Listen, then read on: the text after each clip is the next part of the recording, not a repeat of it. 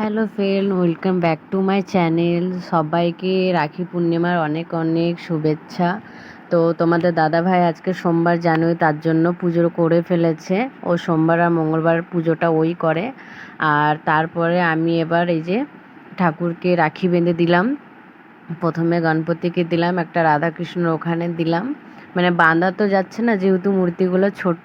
আর এই যে এখানে দরজা এইখানটাতে একটা দিয়েছি, আর তুলসী গাছে একটা দিয়েছি। এখানে না মানুষজন এরকমই করে, কেউ যদি না থাকে তো ঠাকুর দেবতাকেই দেয়। তো এই যে আমি একটু এরকম করে সাজিয়ে ফটো তুলেছিলাম, রান্নাও করেছিলাম। যেহেতু শ্রেয়সীর তো ভাই নেই, দাদাও নেই, দাদা আছে গোপাল দাদা, তবে সেটা আমার মায়ের বাড়িতে।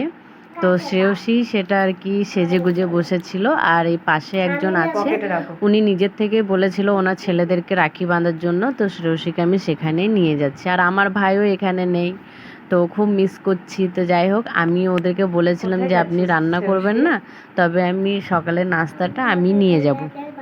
তো ওরা আমাদের বাড়িতে আসতে খুব লজ্জা পায়, তাই আমি শ্রেয়সীকে নিয়ে যাচ্ছি আর খাবারগুলোও নিয়ে যাচ্ছি। প্রথমে মানে এখন তো মুহূর্ত নেই, 1টার পরে আছে, 1:30টার পর।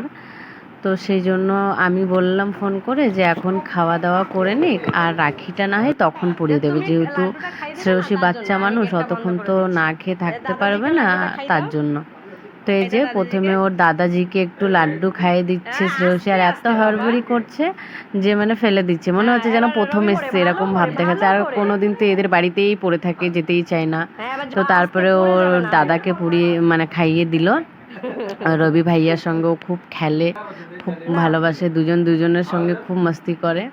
তো শ্রেয়সী বলছে যে রবি বলছে ওকে লাড্ডু খেতে বা কিছু একটা খেতে চাইছে না, ওকে জোর করে খাওয়াচ্ছে। আর রবির একটা ভাইও আছে, তবে সে একটু কোথাও গেছে, তো তার জন্য রাখা আছে খাবার। তো আসলে ওকেও একটু খাইয়ে দেবে, তবে ওকেও শ্রেয়সী অত চেনে না, রবিকেই চেনে। তো এই যে ওর ভাইটা, ও খেতে চাইছে না, ও খেয়েছে বাইরে থেকে। আর শ্রেয়সীকে ওকে খাওয়াতে চাইছিল না, তো তা আমি বললাম যে তুমি নিজেই খেয়ে নাও। আর শ্রেয়সীকে দাদাজি দিয়েছে পয়সা। তাই? আচ্ছা, দিয়ে তুমি এর মধ্যে রাখছো? আচ্ছা, রাখো। বাহ, তো দাদাজির পয়সাটা ও নিজের ব্যাংকেই রাখলো, মানে নিজের পিগি ব্যাংকে। আর এরপর 1:30টা বেজে গেছিলো, তাই ওদের বাড়ি আবার নিয়ে চলে এসেছি রাখিটা বাঁধানোর জন্য। তো একটু ওই বৌদিটা ওই যে টিকা দিল, ওটা লাগাচ্ছে, তারপরে বেঁধে দেবে। তো রবি আর দাদাজিকেই বেঁধে দিল। আর ওর যে ভাইটা ছিল সে বম্বে চলে গেছে, যেহেতু ও না বাড়িতে থাকে না, ও বম্বেতেই থাকে, ও ডাক্তার, তো তাই ওই কোনো সময় যাওয়া আসা করা, ট্রেন ছিল ওর, তার জন্য ও থাকতে পারেনি। আর রাখিটা রেখেছে, বলেছে যখন আমি আসবো তখন পরে নেব, তার জন্য রাখিটা আমি রেখে দিলাম ওদের বাড়িতেই, যে ও যখন আসবে তখন পরে নেবে। ওর 1:35-এ ট্রেন ছিল, সেই জন্য ও বেরিয়ে গেছিলো। তো যাই হোক, আর শ্রেয়সী স্নান টান করে ড্রেস পরে ওই যে খাবার দাবার সাজিয়ে রাখি সাজিয়ে ওর পিসির ছেলেদেরকেও ভিডিও কল করেছিল, নিশান আর পাপাইকে, যেহেতু ওরা ওর থেকে অনেক বড়, সবার থেকে আমাদের বাড়ির বড় ছেলে ওরা। তো ওদেরকেও মানে ফোনে ফোনে ভিডিও কলে টিকা লাগিয়েছিল, তারপরে মিষ্টি খাইয়েছিল, জল খাইয়েছিল, মানে যেরকম আর কি করে কাছে থাকলে। শ্রেয়সী ঠিক তেমন তেমন করেছিল, ওরা হাত বাড়াচ্ছিল, তো এই দিক থেকে রাখি পরাচ্ছিল। তো তারপরেই দেখা যাবে না, এদের বাড়িতে এসছে।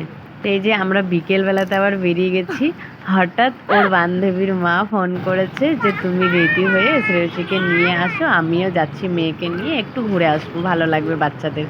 তো শ্রেয়সী টিউশন গেছিলো, আমি টিউশন থেকে ওকে তাড়াতাড়ি করে ছুটি করে নিয়ে চলে এসেছি। ওরা আমাদের বাড়িতেই এসেছিলো, কিছুক্ষণ বসেছিল। তো এই যে এই সারা রাস্তাতে গাড়ি ঘোড়া, তার জন্য এদেরকে এখানে বসিয়েছি। একটা ব্যাংকের মধ্যে আমরাও বসেছি, বসার জায়গা আছে, না হলে ছোটাছুটি করবে, গাড়ি ঘোড়া আসছে। তো এখানে একটু টাইম পাস করলাম। তার মধ্যে আবার ওর বড় চলে এসছে, আর তোমাদের দাদা ভাইও আসছে রাস্তায়, সেজন্য ও বললো যে চলো, তাহলে আজকাল বেশি টাইম এখানে থাকা হচ্ছে না, বাড়ি চলে যায়। তো আর এদেরকে দেখো দুজনকে এমন ভাব পীড়িত করছে যে বাপরে। আর শ্রেয়সী ওর থেকে ছোট, আর ওই মেয়েটা ওর থেকে বড়, মানে বেশি দিনের না, ওই 7-8 মাসের ছোট বড়। তবে ও দিদি বলে, দিদিও বলে আবার ফ্রেন্ডও বলে। তো আমি আবার আইসক্রিম খাই না, তার জন্য ওদের 3জনের জন্য আমি আইসক্রিম নিয়ে আসলাম, যে ওরা 3জন খাক। আর শ্রেয়সীর হাতে যেটা আছে এটা আবার ওর মা নিয়ে এসেছিলো। তো আমি বললাম ওটা রাখো, আগে আইসক্রিমটা খাও। তো ওরা আইসক্রিমটা খেতে থাকুক। তো চলো আজকে ভিডিওটা আর বেশি বড় করলাম না। আর ওর মায়ের একটা ফোন এসেছিলো, তাই ও ফোনে কথা বলছিল। তো আমি বাড়ি চলে এসেছিলাম, তোমাদের দাদাভাইকে বলেছিলাম পানিপুরি আনতে। তো আমরা পানিপুরি খেতে থাকি। তোমরা